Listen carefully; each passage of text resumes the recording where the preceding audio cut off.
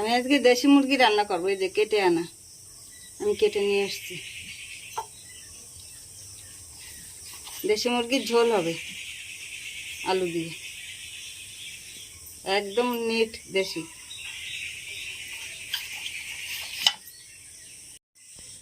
এই যে মাংসটা ধুচ্ছি, গামলায় জল নিয়েছি।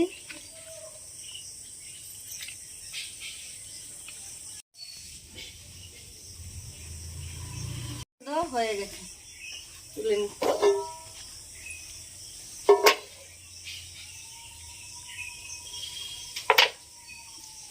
এখানে দুখানা মুরগি আছে, দেশি মুরগি তো ছোট হয়।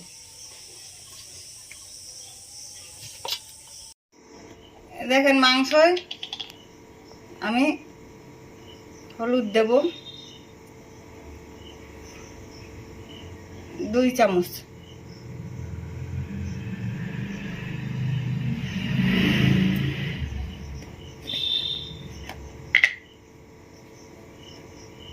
লবণ দেব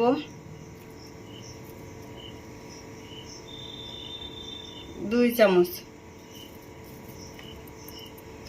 এবার দেব আদা জিরে বাটা আছে, এটা দেব। পরে আমি ধনে বেটে দেব, ধনেটা বাটা নেই এখন। এবারে দেব লঙ্কা বাটা, শুকনো লঙ্কা।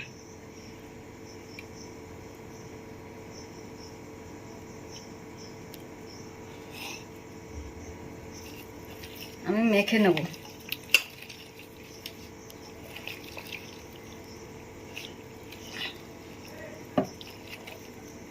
দেব একটু কাঁচা তেল,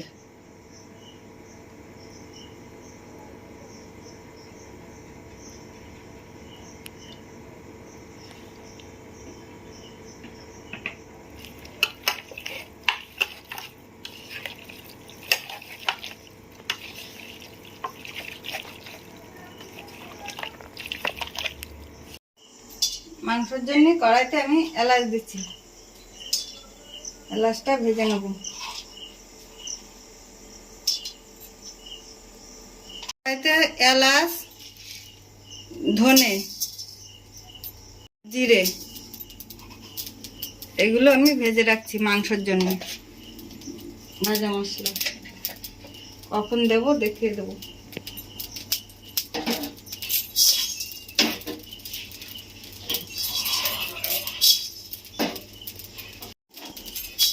এবার আমি নামিয়ে নিলাম।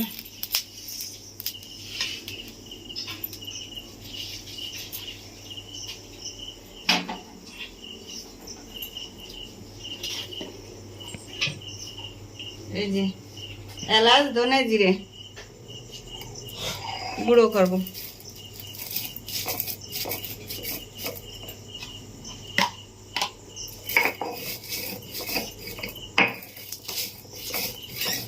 মশলা ভাজা গুঁড়ো করা হয়ে গেছে। এবার আমি এটা কাগজে তুলে রাখবো।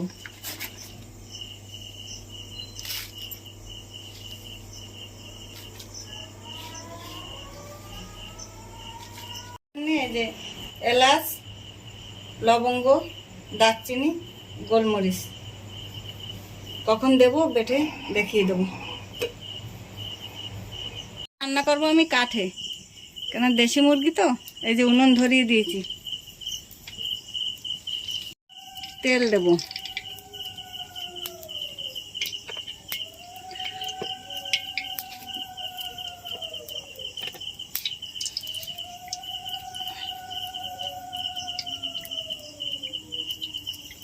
তেল গরম হয়ে গেছে, তেলে লবণ দেওয়া ছিল, এবার আলুগুলো দিচ্ছি।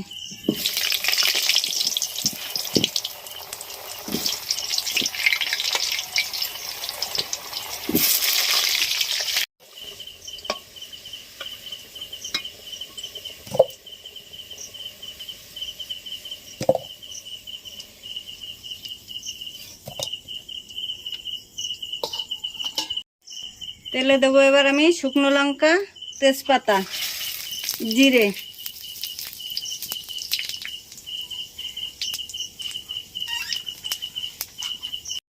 এবারে দেবো আমি পেঁয়াজ,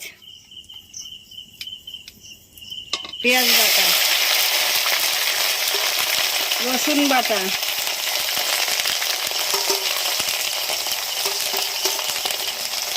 মশলাটাকে কষাতে হবে। মাংসয় লবণ, হলুদ, কাঁচা তেল আর জিরে, আদা, ধনে, শুকনো লঙ্কা মাখানো আছে।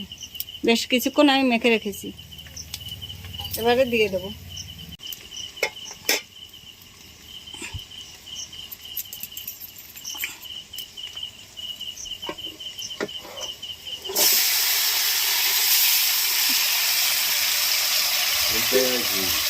কড়াইতে দিয়ে দিয়েছি, এর কষাবো। মশলা আগেই মাখানো ছিল, কষিয়ে নিচ্ছি। দেখেন মাংস কষাচ্ছি, কষানো প্রায় হয়ে এসছে, তেল ছাড়ছে। দেবো আমি লবণ,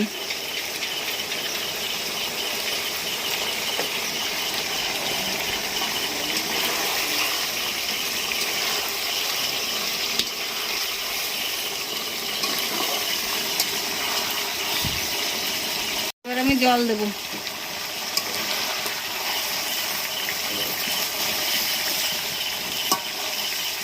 এটা দিয়ে দিচ্ছি।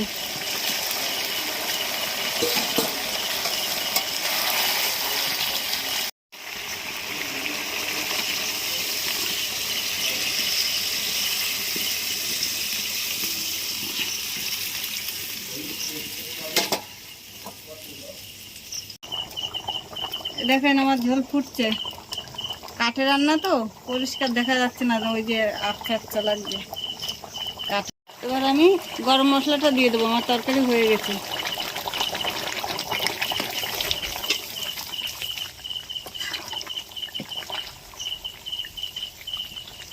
এলাচ আর জিরে ধনে ভাজা ছিল, সেই মশলাটা দিয়ে দিচ্ছি।